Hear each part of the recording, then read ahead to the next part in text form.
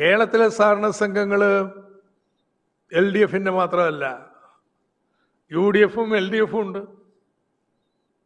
ചില ജില്ലകളിൽ ഇത് മുഴുവൻ വിതരണം ചെയ്യുന്നത് ഇപ്പോൾ മലപ്പുറം പോലുള്ള ജില്ലകളിൽ മഹാഭൂരിപക്ഷവും ലീഗിൻ്റെ നിയന്ത്രണത്തിലുള്ള സഹകരണ സംഘങ്ങളല്ലേ.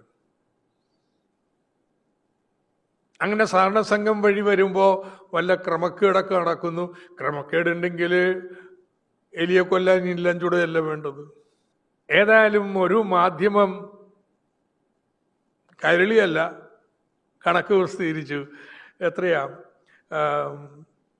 272 ക്രമക്കേടുകൾ കണ്ടുപിടിച്ചതിൽ 202 UDFിൻ്റെ നിയന്ത്രണത്തിലുള്ള സംഘങ്ങളിൽ.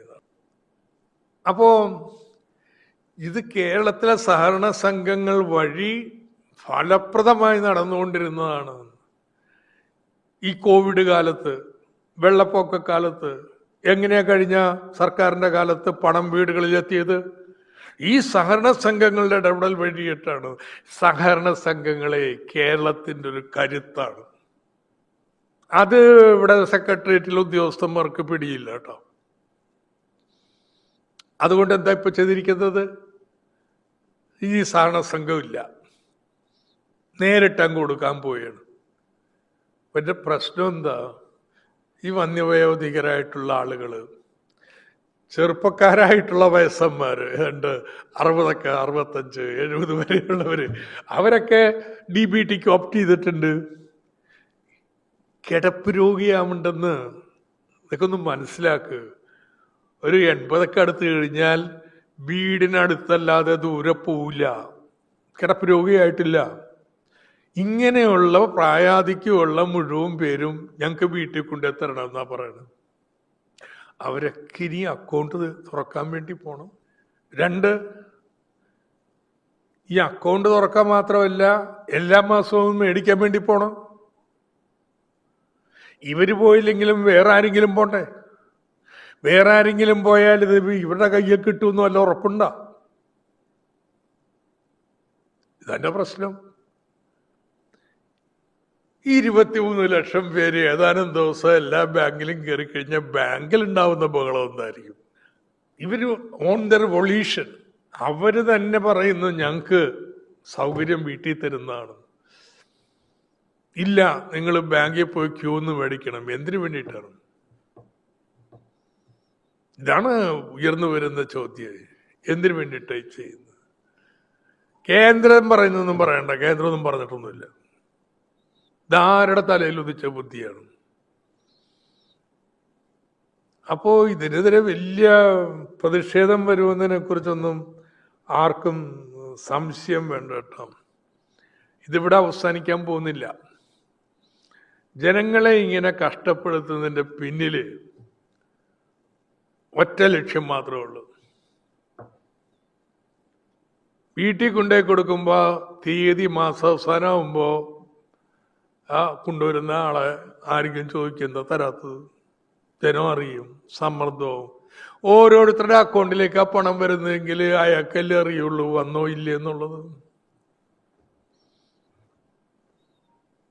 ഇത് തന്നെ ലക്ഷ്യം. ഇനി അക്കൗണ്ടൊക്കെ തുറന്ന് ഇതൊക്കെ റെഡിയാവാനായിട്ട് 1 or 2 മാസം, അതുവരെയും പെൻഷൻ കൊടുക്കാതെ പോകാൻ പറ്റുമെന്നാണ് ചേർന്നത്.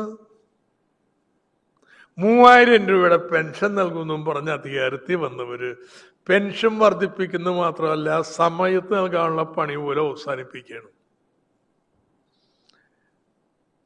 ഇങ്ങനെ DBT വഴി ആണല്ലോ നമ്മുടെ ഗ്യാസിന്റെ സബ്സിഡി കൊടുക്കാൻ തീരുമാനിച്ചത്. ഇപ്പൊ എവിടെ എത്തി?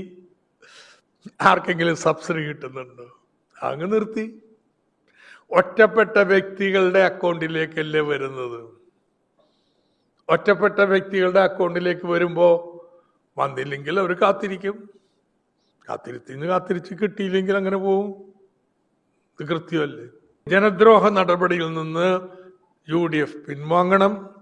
ഒരു സംശയം വേണ്ട, ഇക്കാര്യത്തിൽ ശക്തമായിട്ടുള്ള പ്രതിഷേധം കേരളത്തിലുണ്ടാവും. ഇതെങ്ങനെയാണ് UDFില് തീരുമാനങ്ങൾ ഓരോന്നും എടുക്കുന്നതെന്ന് നമുക്ക് അറിഞ്ഞൂടാ. ഏതായാലും ഇത് വകുപ്പ് മന്ത്രി കാണാതെ ഇതുപോലെ ഉത്തരവ് ഇറക്കാൻ പറ്റില്ല. വി ഡി സതീശൻ കണ്ടിട്ടുണ്ട്, ഒപ്പുവെച്ചിട്ടുണ്ട്, അത് ഉറപ്പ്. പക്ഷെ വേണ്ടത്ര മൈൻഡ് അപ്ലൈ ചെയ്തിട്ടുണ്ടോ എന്ന് എനിക്കറിയത്തില്ല. കാരണം ഒരു ഉപരിപ്ലവരമായിട്ടുള്ള മോഡേണിറ്റിയുടെ വക്താവാണ്, എല്ലാ കാര്യങ്ങളും ആധുനികമായി തീരുക. അപ്പോൾ DBT അത് നേരിട്ട് പണം അക്കൗണ്ടിലേക്ക് കൊടുക്കുന്ന ഇടനിലക്കാരില്ല, ചോർച്ച ഒഴിവാക്കാം, ഈ നെറേറ്റീവാണല്ലോ കേന്ദ്ര സർക്കാർ ഉണ്ടാക്കുന്നത്.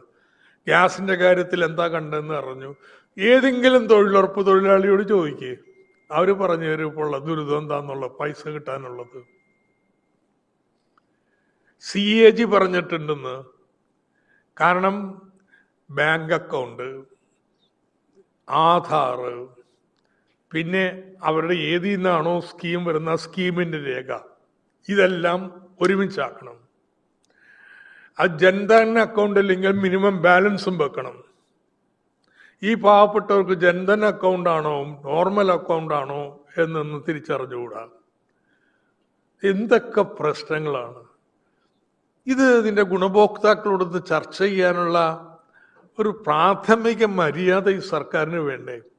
എന്നിട്ട് ഇങ്ങനെ അങ്ങൊരു ഉത്തരവിറക്കുകയും അതിൻ്റെ താഴത്ത് ഇതിനെ പ്രതിഷേധിക്കുന്നവരുടെയൊക്കെ പോസ്റ്റിന് കീഴിൽ സംഘടിതമായിട്ട് UDFന്റെ അനുകൂലികളായിട്ടുള്ള സൈബറുകാർ വന്ന് പണം തട്ടിയെടുക്കാൻ പറ്റാത്തതിൻ്റെ പ്രയാസമാണ് എന്നൊക്കെ എഴുതി വിളിക്കുക. അങ്ങനെ ഒരു നെറേറ്റീവ്.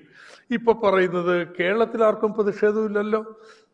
അത് ശരി, പ്രതിഷേധിക്കണമല്ല കേരളം, അതാവും, അത് വരുന്ന ദിവസങ്ങളിലാവും. അപ്പൊ ചോദ്യം, എന്തുകൊണ്ട് ഇങ്ങനെ ചെയ്യുന്നു? എനിക്ക് ആലോചിച്ചിട്ട് മനസ്സിലാക്കാൻ പറ്റുന്ന കാര്യം, ഈ സർക്കാരിന് കുറച്ചും കൂടി മാന്യൂവറബിലിറ്റി കിട്ടും, പെൻഷൻ കൊടുക്കാനും കൊടുക്കാതിരിക്കാനും വൈകാനും ഒക്കെ ആയിട്ട്.